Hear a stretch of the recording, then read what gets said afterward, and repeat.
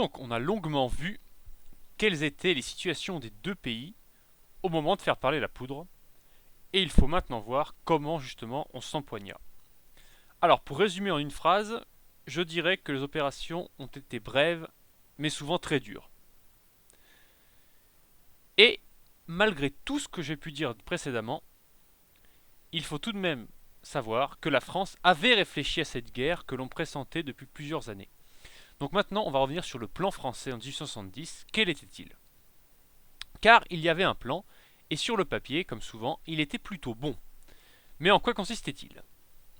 Eh bien, il s'agissait d'une part d'attaquer les premiers pour des raisons évidentes.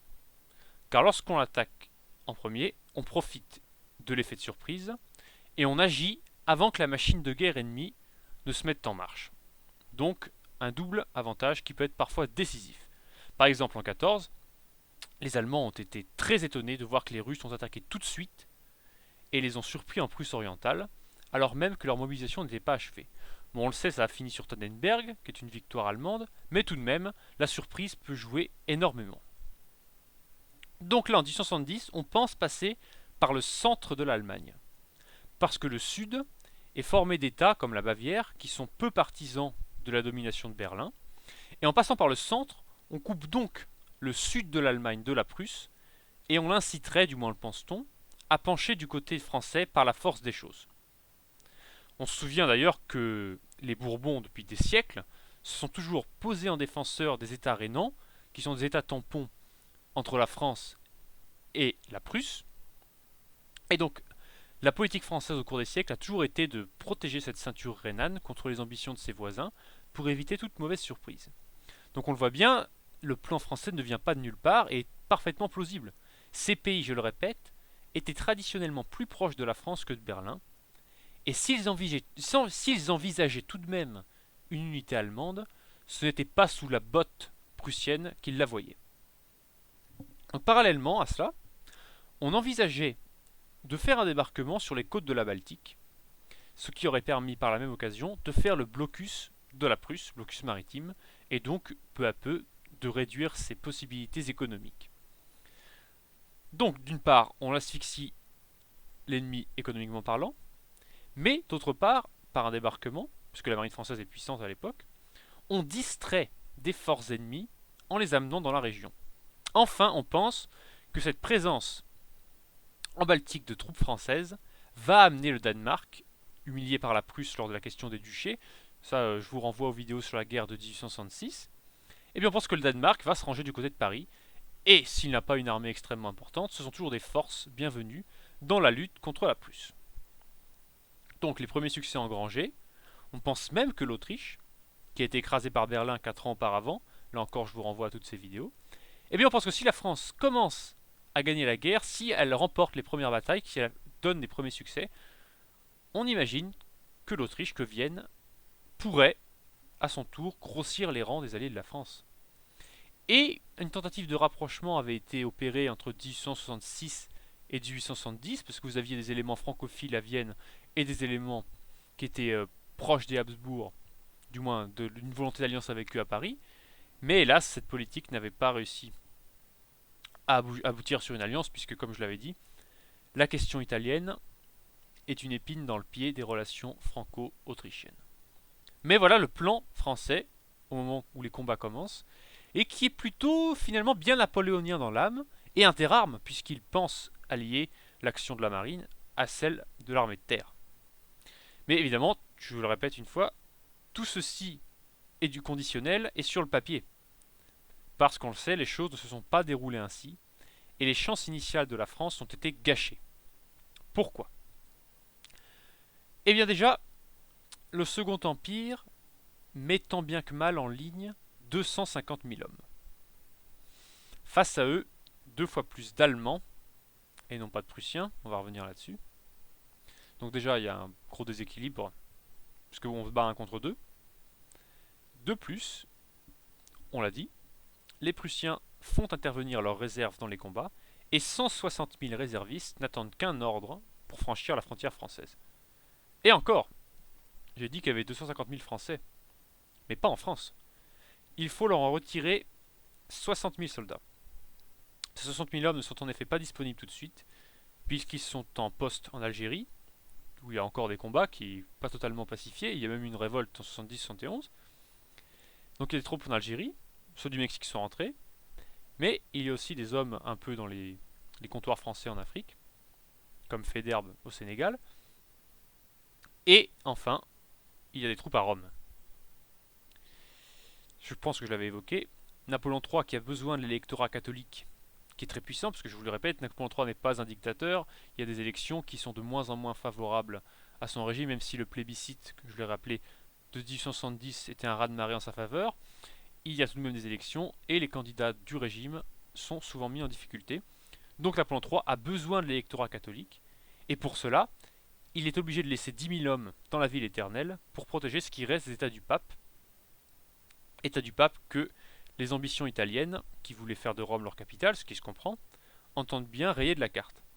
Donc il reste des hommes à Rome, ça pourrit, il n'y a pas d'autre mot, le mot pourrir là c'est bien celui qui illustre le fait, donc ça pourrit les relations avec l'Italie, qui n'a pas été dans le camp de la France en 1870, et c'est un problème. Et ce n'est pas pour rien, je le répète, que Victor Emmanuel, qui devait son trône d'Italie à la France pourtant, est resté neutre dans le conflit. Alors vous avez eu des volontaires italiens qui sont venus aider les Français, par exemple le fameux Garibaldi. Garibaldi est arrivé avec des volontaires, et c'était très noble de sa part, puisque les Français avaient tiré sur ces hommes à Mentana pour protéger les États du pape, puisque les Italiens essayaient d'envahir. Et c'est là où on a eu cette fameuse phrase « Les chasse-peaux ont fait merveille », qui a été prononcée par le général français qui a tiré avec les nouveaux fusils chasse-peau sur les Italiens, général de Failly.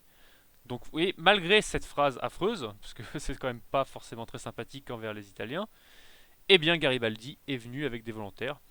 Mais ça, on le verra, ils ont été affectés à des tâches assez secondaires et n'ont pas été forcément très nombreux.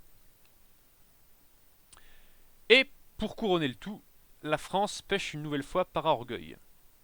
C'est-à-dire que l'Empire, plutôt le Second Empire, entend réaliser la mobilisation de ses troupes et la concentration de celles-ci en même temps. Qu'est-ce que ça veut dire? Ça veut dire qu'on mobilise les hommes dans les unités et qu'on concentre celles-ci sur la frontière en même temps.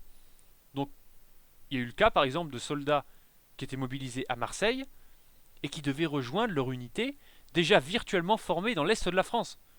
Donc vous imaginez le problème, surtout avec les communications de l'époque.